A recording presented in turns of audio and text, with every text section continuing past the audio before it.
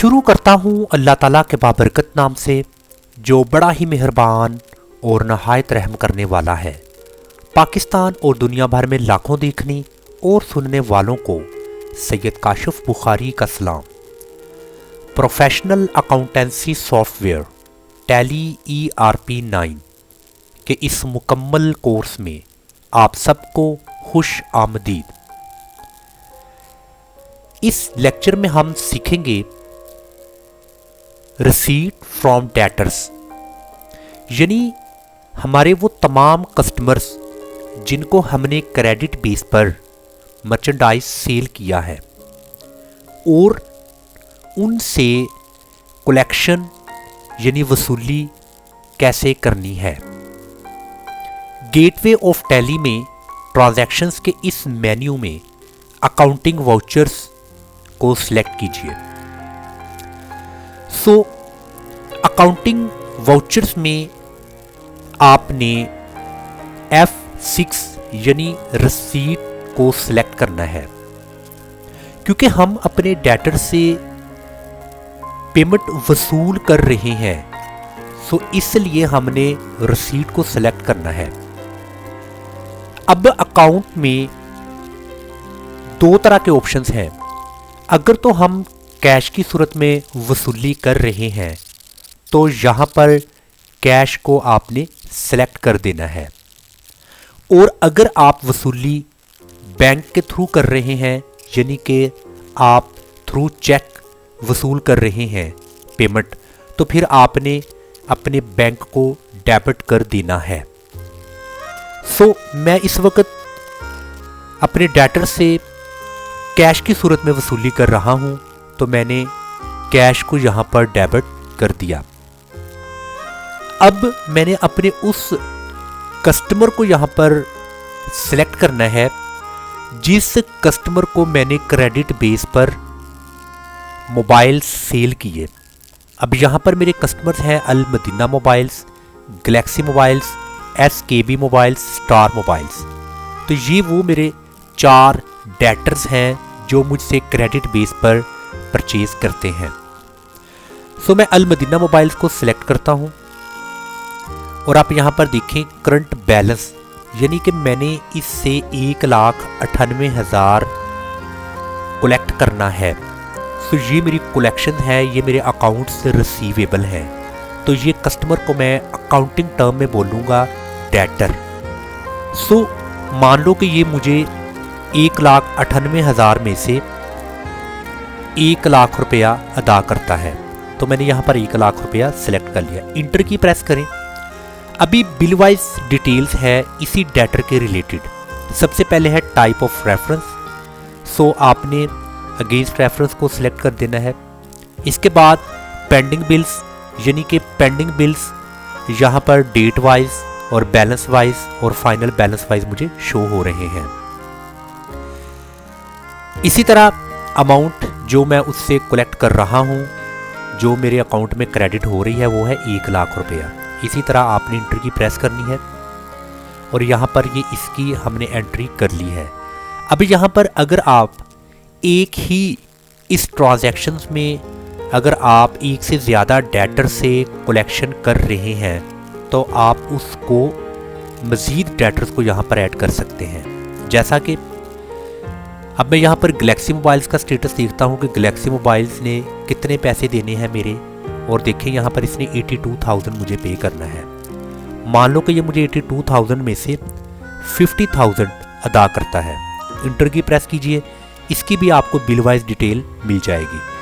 Method of adjustment में आपने against reference को सिलेक्ट कर लेना है, और इसी तरह पेंडिंग बिल्स में जितने भी बिल इसके पेंडिंग होंगे वो आपको सारी की सारी यहाँ पर डिटेल दिखाई देगी। यानी कि मोर देन 1 बिल अगर पेंडिंग है तो आपको यहाँ पर उनकी डिटेल दिखाई देगी। तो जिस बिल के अगेंस्ट आप वो पेमेंट ले रहे हैं, उससे रिसीव कर रहे हैं, आपने उसको सेलेक्ट कर लेना है। बट फिलहाल यहाँ पर सिर्फ एक ही बिल पेंडिंग में है, तो यही हम सिलेक्ट करेंगे। और इसी तरह आपने मज़ीद अपने डेटर्स को 1 बाय 1 सेम इसी तरीक़ेकार से आपने उनको ऐड कर लेना है। इसके बाद इंटर की प्रेस कीजिए और यहाँ पर नरेशन में आप लिख लीजिए कि अलमदीना मोबाइल से 1 लाख रुपया, जबकि गैलेक्सी मोबाइल से 50,000 रुपया रिसीव किया कैश की सूरत में।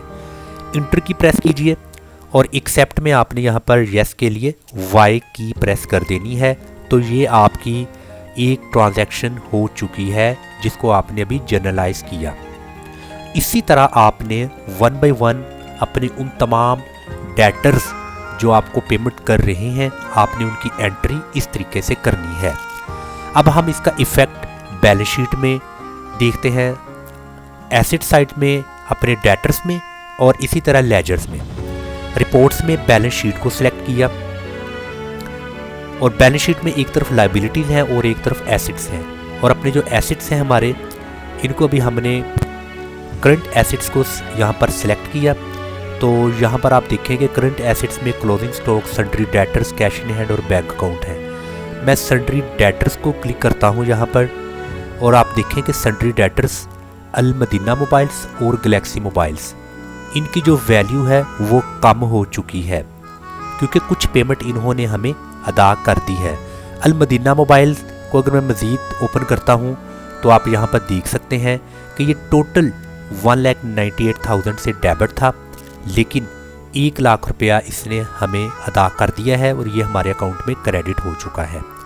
तो अभी रिमेनिंग जो क्लोजिंग बैलेंस है वो 98,000 का है।